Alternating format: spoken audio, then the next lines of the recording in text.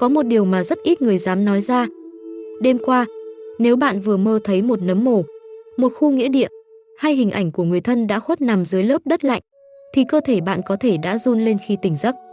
Nhưng hãy dừng lại một giây trước khi sợ hãi. Giấc mơ đó không đơn thuần là cái chết. Nó là một cánh cửa. Một cánh cửa dẫn về phần âm trạch của dòng họ, về những chuyện gia đạo đang âm thầm chuyển động, và đôi khi, về một bí mật đã bị chôn giấu quá lâu, giờ đây đang chờ ngày trồi lên mặt đất. Người xưa tin rằng mồ mả trong giấc mơ chính là tiếng gọi của tổ tiên, có thể là lời nhắc nhở, có thể là lời cảnh báo, và cũng có thể đó là tín hiệu của một khoản lộc âm thầm đang đến gần. Vậy rốt cuộc, mơ thấy mồ mả là điềm lành hay điềm dữ? Trường hợp nào bạn nên mừng, trường hợp nào bạn cần cẩn trọng? Và quan trọng hơn hết, con số nào gắn liền với giấc mơ ấy? Hãy ở lại đến cuối video, vì tôi sẽ không chỉ giải mã cho bạn từng trường hợp cụ thể, mà còn hé lộ những vật phẩm phong thủy trấn an âm trạch mà người có kinh nghiệm lâu năm trong nghề vẫn âm thầm sử dụng, để giữ cho gia đạo luôn ấm êm, tổ tiên luôn độ trì. Mơ thấy mồ mả báo hiệu điềm gì? Trong kho tàng giải mộng dân gian, mồ mả không bao giờ đơn giản chỉ là hình ảnh của sự chết chóc. Nó gắn liền với 3 tầng ý nghĩa sâu xa mà nếu không hiểu rõ, người mơ rất dễ hoang mang không cần thiết, hoặc ngược lại, bỏ lỡ một tín hiệu quan trọng từ bề trên. Tầng thứ nhất là hình dáng của ngôi mộ trong giấc mơ. Một ngôi mộ sạch sẽ, khang trang, có hương khói ấm áp, khác hoàn toàn với một ngôi mộ nứt vỡ, sụp đổ hay hoang lạnh cỏ mọc tùm. Đây chính là thước đo đầu tiên để biết giấc mơ đang mang năng lượng lành hay dữ. Tầng thứ hai là mối quan hệ giữa người mơ và ngôi mộ ấy. Đó có phải là mộ của ông bà, cha mẹ, người thân đã khuất, hay là một ngôi mộ vô danh nằm trên chính mảnh đất nhà mình? Mỗi mối quan hệ lại mở ra một câu chuyện khác nhau, một lời nhắn khác nhau từ thế giới bên kia. Tầng thứ ba, và đây là tầng quan trọng nhất mà nhiều người bỏ qua, giấc mơ đang thật sự nói về điều gì trong đời sống thực. Có thể là chuyện gia đình đang cần được hàn gắn, có thể là một mảnh đất, một tờ giấy tờ thừa kế đang chờ được giải quyết. Cũng có thể, đơn giản chỉ là tổ tiên đang nhắc bạn quay về với cội nguồn, đừng quên nơi mình sinh ra. Hiểu được 3 tầng ý nghĩa này, bạn sẽ không còn hoang mang mỗi khi tỉnh giấc giữa đêm với hình ảnh một nấm mồ ám ảnh trong đầu. Và bây giờ, chúng ta sẽ đi thẳng vào 16 trường hợp cụ thể nhất, những giấc mơ về mồ mả mà rất nhiều người đã từng trải qua. Thứ nhất, những trường hợp lộc âm trạch, gia đạo mở. Hãy bắt đầu với nhóm điềm báo tốt lành, những giấc mơ khiến bạn tỉnh dậy với một cảm giác nhẹ nhõm lạ thường, dù trong mơ bạn vừa đứng giữa một khu mộ phần. Nếu trong giấc mơ, bạn nhìn thấy một ngôi mộ đẹp đẽ, sạch sẽ, cỏ được cắt tỉa gọn gàng, đó là dấu hiệu cho thấy gia đạo nhà bạn sắp bước vào giai đoạn yên ổn. Những việc cũ vướng mắc bấy lâu, cuối cùng cũng sẽ được tháo gỡ. Con số gắn liền với trường hợp này là 24 và 42. Nếu bạn mơ thấy mình đang thắp hương trước một ngôi mộ, đó là tín hiệu rất đẹp. Tổ tiên đang phù hộ, và trong thời gian tới, rất có thể bạn sẽ nhận được tin vui từ họ hàng, một cuộc đoàn tụ, một lời mời, hay một sự giúp đỡ bất ngờ. Con số của trường hợp này là 03 và 30. Có người lại mơ thấy mình đang dọn cỏ quanh một ngôi mộ. Đây là điềm báo rằng những chuyện rối ren trong nhà, hoặc liên quan đến đất đai, sắp được giải quyết xong xuôi. Con số tương ứng là 12 và 52. Một trường hợp khác cũng rất phổ biến, đó là mơ thấy mình đi viếng mộ người thân. Giấc mơ này nhắc bạn nhớ về cội nguồn, và đồng thời báo hiệu sẽ có người xuất hiện giúp đỡ bạn vượt qua một chuyện khó khăn nào đó. Con số cần nhớ là 26 và 62. Và cuối cùng trong nhóm này, nếu bạn mơ thấy một ngôi mộ mới được xây dựng, điều đó cho thấy gia đình bạn sắp có một bước chuyển lớn, thường liên quan đến nhà cửa hoặc nơi ở. Con số của trường hợp này là 45 và 54.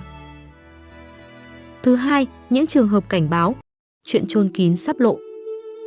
Bây giờ, chúng ta bước sang một vùng tối hơn của giấc mơ. Đây là những hình ảnh khiến người mơ tỉnh dậy với cảm giác bất an, và quả thật, chúng mang một lời cảnh báo cần được lắng nghe nghiêm túc. Nếu bạn mơ thấy một ngôi mộ bị nứt vỡ, đó là dấu hiệu cho thấy gia đạo đang tiềm ẩn xung đột, một chuyện cũ tưởng đã yên, lại có nguy cơ bị khơi lại. Con số của trường hợp này là 07 và 70. Nghiêm trọng hơn, nếu bạn mơ thấy mồ mả đổ sụp hoàn toàn, đây là tín hiệu cho thấy nền tảng gia đình đang lung lay, và tài chính trong thời gian tới có thể gặp trục trặc, hao hụt. Con số cần lưu ý là 44 và 84. Một giấc mơ khiến nhiều người rùng mình chính là thấy mồ mả bị đào lên. Đây là lời cảnh báo rõ ràng rằng có một bí mật sắp bị phanh phui, một chuyện riêng tư khó lòng giữ kín được nữa. Con số tương ứng là 11 và 41. Nếu trong mơ bạn thấy một ngôi mộ hoang lạnh, cỏ dại mọc tùm phủ kín, điều đó ám chỉ sự xa cách trong họ hàng, gia đạo đang thiếu sự gắn kết cần thiết. Con số của trường hợp này là 13 và 31. Và cuối cùng, nếu bạn mơ thấy mình đi lạc giữa một nghĩa địa rộng lớn, không tìm được lối ra, đó là hình ảnh phản chiếu của tâm trí đang rối bời, áp lực kéo dài mà chưa tìm thấy hướng giải quyết. Con số cần nhớ là 27 và 72. Thứ ba, mồ mả gắn với người thân, tác động mạnh nhất đến cảm xúc. Có một nhóm giấc mơ đặc biệt, mang sức nặng cảm xúc lớn hơn tất cả, bởi chúng liên quan trực tiếp đến những người mà ta yêu thương nhất. Khi bạn mơ thấy mồ mả của ông bà, đó thường là lời nhắc về chữ hiếu, về một việc trong nhà cần được lo liệu chu toàn. Con số của trường hợp này là 21 và 61. Nếu bạn mơ thấy mồ mả của cha mẹ, dù cha mẹ còn sống hay đã khuất, đây là giấc mơ mang cảm xúc rất mạnh, thường liên quan đến trách nhiệm mà bạn đang gánh vác trong gia đình. Con số cần ghi nhớ là 16 và 56. Khi mơ thấy mồ mả của một người thân đã mất, điều đó cho thấy có một chuyện cũ đang quay trở lại, và những người trong nhà cần ngồi lại để hòa giải với nhau. Con số tương ứng là 28 và 82. Và một trường hợp đặc biệt hơn, đó là mơ thấy cảnh bốc mộ người thân. Đây là dấu hiệu của một sự việc lớn sắp xảy ra trong gia đình, có thể là chuyển nhà, sửa sang phần mộ, hoặc một thay đổi quan trọng khác. Con số của trường hợp này là 34 và 43. Thứ tư, mồ mả, đất đai và chuyện thừa kế âm thầm. Có hai trường hợp cuối cùng trong danh sách 16 giấc mơ về mồ mả, và đây là những giấc mơ liên quan trực tiếp đến tài sản, đất đai, những thứ hữu hình mà con người ta thường tranh giành nhiều nhất. Nếu bạn mơ thấy một ngôi mộ nằm ngay trên mảnh đất nhà mình, đây là tín hiệu cho thấy sắp có chuyện liên quan đến đất cát, giấy tờ, ranh giới, hoặc một vấn đề thừa kế nào đó cần được làm rõ. Con số của trường hợp này là 29 và 92. Và nếu bạn mơ thấy rất nhiều ngôi mộ xuất hiện cùng một lúc, điều đó phản ánh áp lực từ cả một dòng họ đang đè nặng lên vai bạn. Nhiều việc dồn dập cùng lúc cần giải quyết. Con số cần nhớ là 66 và 99. Để bạn hiểu rõ hơn sức mạnh của những giấc mơ này, tôi muốn kể cho bạn nghe 3 câu chuyện có thật đã từng xảy ra. Câu chuyện đầu tiên xảy ra với một người phụ nữ tên Hạnh, sống ở một vùng quê miền Trung. Đêm hôm đó, chị Hạnh trằn trọc mãi không ngủ được, vì gia đình vừa trải qua một trận cãi vã lớn liên quan đến mảnh vườn của ông nội để lại. Chuyện đã kéo dài suốt 7 năm trời mà không ai chịu nhường ai. Gần sáng, chị chìm vào giấc ngủ và mơ thấy mình đứng trước một ngôi mộ. Không phải mộ lạ, đó chính là mộ ông nội chị. Nhưng trong mơ, ngôi mộ sáng bừng lên một cách kỳ lạ, cỏ xanh mướt, và có làn khói hương trắng bay lên nghi ngút dù không hề có ai thắp. Chị bước lại gần, và bỗng nghe văng vẳng một giọng nói quen thuộc, ấm áp, như chính giọng ông nội lúc còn sống. Chỉ nói vỏn vẹn một câu, để yên cho đất nghỉ, con cháu sẽ được yên. Chị Hạnh giật mình tỉnh giấc, tim đập thình thịch, mồ hôi ướt đẫm lưng áo. Chị không kể cho ai nghe ngay, nhưng đến chiều hôm đó, khi cả nhà tụ họp để tiếp tục cuộc tranh cãi, chị bất ngờ đứng dậy, kể lại giấc mơ và đề nghị cả nhà dừng lại, làm một lễ nhỏ thắp hương xin ông nội tha thứ. Điều không ai ngờ tới là chỉ 3 ngày sau, người chú vốn cứng rắn nhất trong việc tranh chấp bỗng nhiên gọi điện, nói rằng ông cũng vừa nằm mơ thấy một điều tương tự, và ông xin nhường lại phần đất cho các cháu. 7 năm bế tắc, được tháo gỡ chỉ trong một tuần. Câu chuyện thứ hai lại mang một màu sắc rùng rợn hơn nhiều, và là câu chuyện của một người đàn ông tên Tấn, làm nghề buôn bán nhỏ. Tấn kể rằng, đêm đó anh mơ một giấc mơ khiến anh không dám nhắm mắt suốt nhiều đêm sau. Trong mơ, anh đứng giữa một nghĩa trang tối om, chỉ có ánh trăng mờ nhạt chiếu xuống. Trước mặt anh là một ngôi mộ, và kỳ lạ thay, đất trên mộ đang tự động bị đào bới lên, từng lớp, như có một bàn tay vô hình đang cào xới trong đêm. Anh muốn chạy nhưng chân như bị chôn chặt xuống đất. Đúng lúc lớp đất cuối cùng bung ra, anh giật mình tỉnh dậy, thở hổn hển.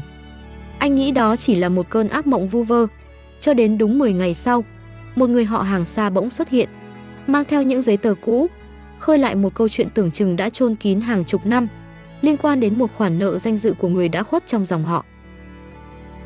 Cả gia tộc xôn xao, mọi chuyện tưởng như đã yên bỗng bị lật lại từng lớp, đúng như hình ảnh lớp đất bị đào lên trong giấc mơ của anh Tấn. Sau này, khi bình tĩnh nhìn lại, anh mới nhận ra, giấc mơ ấy chính là lời cảnh báo sớm, chỉ tiếc là lúc đó anh đã không kịp chuẩn bị tâm lý. Câu chuyện thứ ba là của một cặp vợ chồng trẻ, tên Long và Thảo, vừa gom góp mua được một mảnh đất ở ngoại thành để xây nhà, cách khá xa quê nội của Long. Cả hai đều không hề biết rằng khu đất này có bất kỳ liên quan gì đến gia đình mình, vì họ mua lại từ một người môi giới hoàn toàn xa lạ. Sau khi dọn vào ở được vài tuần, Thảo bắt đầu có những đêm ngủ không yên. Rồi một đêm, cô mơ thấy một ngôi mộ nhỏ nằm âm thầm ngay dưới nền nhà, đúng vị trí phòng khách gia đình vẫn ngồi sinh hoạt mỗi tối. Trong mơ, cô cảm nhận rất rõ một luồng khí lạnh bao trùm và có cảm giác như đang bị ai đó dõi theo từ dưới lòng đất. Cô hoảng hốt kể lại cho chồng. Ban đầu Long chỉ cười, cho rằng vợ suy nghĩ nhiều vì nhà mới lạ chỗ. Nhưng đến dịp giỗ ông cố, khi gia đình bên nội tụ họp, Long vô tình nhắc đến địa chỉ khu đất mới mua, chỉ để khoe với mọi người. Vừa nghe đến tên con đường và những mốc đất xung quanh, người cô ruột của Long bỗng sững lại, mặt tái đi. Bà kể rằng, cách đây gần 40 năm, ông cố của Long từng sở hữu một khu đất rộng lớn ở chính khu vực đó. Nhưng vì hoàn cảnh khó khăn, gia đình buộc phải bán dần từng phần cho nhiều người khác nhau, và trong lúc bán vội, một phần mộ tổ nằm ở góc đất chưa kịp di rời đã bị lãng quên, chôn vùi trong hồ sơ suốt bao năm qua. Không ai trong nhà còn nhớ chính xác vị trí, và cũng không ai ngờ rằng, sau 40 năm, chính cháu nội trong nhà lại vô tình mua về đúng phần đất đó, từ một người chủ hoàn toàn không liên quan. Cả nhà lặng người, vì đây không còn là sự trùng hợp bình thường nữa. Long và Thảo vội mời người có kinh nghiệm trong dòng họ đến xem xét lại toàn bộ giấy tờ đất cũ mà gia đình còn lưu giữ, đối chiếu với vị trí thực tế, để xác định rõ nơi an nghỉ của phần mộ tổ năm xưa, tránh phạm phải điều không hay. Sau đó, gia đình đã làm lễ xin phép, sửa sang lại một góc nhỏ trong khuôn viên để thờ cúng chu đáo, thay vì để phần mộ tổ tiếp tục bị lãng quên ngay dưới nền nhà của chính con cháu mình. Ba câu chuyện này không phải để dọa bạn, mà để bạn hiểu một điều. Những giấc mơ về mồ mả chưa bao giờ là vô nghĩa. Chúng là lời thì thầm từ một tầng ý thức sâu hơn, đôi khi đến trước cả khi sự việc xảy ra trong đời thực, như một lời báo trước, một cơ hội để bạn kịp chuẩn bị, kịp hóa giải, trước khi mọi chuyện đi quá xa. Và tiếp theo chính là phần mà tôi tin rằng bạn đang chờ đợi nhất. Bởi lẽ, biết được điềm báo thôi là chưa đủ. Người xưa luôn có cách để chuyển hóa năng lượng, để biến một giấc mơ mang tính cảnh báo thành cơ hội củng cố lại nền tảng gia đạo.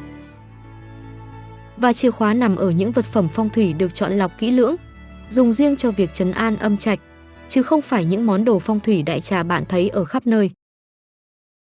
Vật phẩm đầu tiên là một bộ nhang trầm hương nguyên chất, không phải loại nhang tẩm hóa chất bán tràn lan ngoài chợ, mà là trầm hương thật, được chưng cất từ gỗ trầm tự nhiên. Khi bạn thắp lên, mùi hương trầm không chỉ thanh lọc không khí, mà còn tạo ra một tần số rung động giúp tâm trí tĩnh lại, kết nối với tổ tiên một cách trang nghiêm nhất. Đây là vật phẩm gần như bắt buộc phải có trong nhà, nhất là sau khi bạn vừa trải qua một giấc mơ liên quan đến mồ mả. Vật phẩm thứ hai là một chiếc đèn dầu hoặc đèn thờ nhỏ, ánh sáng vàng ấm áp. Ngọn đèn này không đơn thuần để chiếu sáng bàn thờ, mà theo quan niệm dân gian, nó tượng trưng cho ngọn lửa dẫn đường, giữ cho không gian thờ cúng luôn ấm cúng, không bị lạnh lẽo âm khí xâm nhập. Nhiều gia đình sau khi thắp thêm một ngọn đèn nhỏ này đã cảm nhận rõ rệt sự bình yên trở lại trong nhà. Vật phẩm thứ ba là chuỗi hạt gỗ trầm hương đeo tay. Đây không chỉ là một món trang sức tâm linh, mà còn được xem như một lá chắn năng lượng cho chính bản thân người đeo. Nếu gần đây bạn liên tục mơ thấy những hình ảnh liên quan đến mồ mả, nghĩa địa hay người thân đã khuất, một chuỗi hạt trầm hương đeo tay sẽ giúp bạn cảm thấy an tâm hơn rất nhiều, giữ cho tinh thần luôn trầm tĩnh trước những biến động. Vật phẩm thứ tư là đá thạch anh trắng. Trong phong thủy, thạch anh trắng tượng trưng cho sự thanh lọc, sự sáng rõ, giúp hóa giải những năng lượng u ám, mơ hồ. Đặt một viên thạch anh trắng trong phòng ngủ, đặc biệt là gần đầu giường, có thể giúp những giấc ngủ trở nên nhẹ nhàng hơn, ít bị ám ảnh bởi những hình ảnh nặng nề. Vật phẩm thứ 5 là một chung muối hột nhỏ đặt trong góc nhà. Muối hột từ xưa đã được xem là vật giữ nền, giữ đất, ngăn chặn những nguồn năng lượng xấu xâm nhập vào không gian sống. Đây là vật phẩm đơn giản, dễ tìm, nhưng lại mang ý nghĩa trấn giữ rất lớn theo quan niệm dân gian. Vật phẩm thứ 6 là một bình hoa trắng, đặt trên bàn thờ hoặc gần khu vực thờ cúng. Màu trắng tượng trưng cho sự thanh sạch, trang nghiêm, giúp không gian thờ tự luôn giữ được vẻ tôn kính cần thiết, đặc biệt quan trọng nếu bạn vừa trải qua những giấc mơ liên quan đến người thân đã khuất. Và vật phẩm thứ 7, cũng là vật phẩm khép lại danh sách này, là nến trắng hoặc nến vàng dùng trong các nghi lễ nhỏ tại nhà. Ánh nến lung linh không chỉ tạo không khí trang nghiêm, mà còn được xem như một cách kết nối nhẹ nhàng với thế giới tâm linh, giúp lời cầu nguyện của bạn được truyền đi rõ ràng hơn. 7 vật phẩm này, tôi đã để đường dẫn chi tiết ngay phần mô tả bên dưới video, để bạn có thể tìm hiểu và lựa chọn cho phù hợp với không gian nhà mình. Đây đều là những món đồ được nhiều gia đình tin dùng, không chỉ vì ý nghĩa tâm linh, mà còn vì chúng thực sự mang lại cảm giác an yên trong đời sống hàng ngày. Ngoài việc sử dụng vật phẩm phong thủy để trấn an lâu dài, nếu bạn vừa trải qua một giấc mơ về mồ mả khiến bản thân cảm thấy bất an, hãy thực hiện 3 bước sau đây ngay trong ngày. Bước 1. Thắp một nén hương lễ gia tiên, thành tâm xin bình an cho cả nhà. Đây là bước quan trọng nhất, thể hiện lòng thành kính và mong cầu sự che chở từ tổ tiên. Bước 2. Dọn dẹp lại bàn thờ hoặc góc thờ cúng trong nhà. Lau sạch bụi, thay nước mới, thay một bình hoa tươi. Hành động tưởng chừng đơn giản này lại mang ý nghĩa làm mới năng lượng, xua tan những gì u ám còn vương lại từ giấc mơ. Bước 3. Làm một việc thiện nhỏ trong vòng 3 ngày tới. Có thể là phóng sinh, giúp đỡ một người khó khăn, hoặc đơn giản chỉ là giữ gìn lời ăn tiếng nói, không nói những điều không hay về người đã khuất. Việc thiện, dù nhỏ, vẫn được xem là cách tích lũy phúc đức, hóa giải vận xui một cách bền vững nhất. Bên cạnh đó, có một vài điều kiêng kỵ bạn cần đặc biệt lưu ý. Tuyệt đối không nói những lời bậy bạ về mồ mả trong chính ngày bạn vừa mơ thấy. Không để xảy ra cãi vã trong nhà ngay sau giấc mơ đó. Và tuyệt đối không tự ý đi bốc mộ hay sửa sang phần mộ nào khi chưa xem xét kỹ lưỡng, hỏi ý kiến người có kinh nghiệm. Nếu giấc mơ này lặp lại nhiều lần trong thời gian ngắn, đó là dấu hiệu bạn nên đặc biệt chú ý đến chuyện gia đạo và giấy tờ đất đai trong nhà. Để tổng kết lại toàn bộ những gì chúng ta vừa đi qua, hãy nhớ 3 nguyên tắc cốt lõi này. Mồ mả trong giấc mơ mang điểm tốt khi hình ảnh sạch sẽ, sáng sủa, có hương khói ấm áp và có sự hiện diện phù trợ của người thân. Ngược lại, giấc mơ mang điểm xấu khi mồ mả nứt vỡ, sụp đổ, bị đào lên, hoang lạnh, hoặc khi bạn lạc lối giữa một nghĩa địa không tìm thấy đường ra. Còn những giấc mơ liên quan đến việc dọn cỏ, viếng mộ, thắp hương, tuy mang tính trung tính, nhưng lại là lời nhắc quan trọng về trách nhiệm mà bạn đang gánh vác với gia đình và dòng họ. Nếu đêm qua, hoặc trong những ngày gần đây, bạn vừa mơ thấy mồ mả, đừng giữ điều đó cho riêng mình. Hãy bình luận thật chi tiết bên dưới video này. Mồ mả đó là của ai? Ngôi mộ sạch sẽ hay hoang tàn? Có hương khói hay không? Và trong giấc mơ ấy, bạn đang đứng ở vị trí nào? Tôi sẽ đọc và giải mã riêng cho từng trường hợp, gợi ý con số phù hợp nhất với câu chuyện của bạn. Và đừng quên, nếu bạn cảm thấy dạo gần đây tâm trí không yên, những giấc mơ cứ lặp đi lặp lại những hình ảnh nặng nề, hãy tham khảo ngay những vật phẩm phong thủy tôi đã chia sẻ trong phần mô tả video. Đôi khi, chỉ một nén trầm hương, một viên thạch anh trắng đặt đúng chỗ cũng đủ để mang lại một giấc ngủ bình yên hơn và một tâm thế vững vàng hơn trước những biến động của cuộc sống.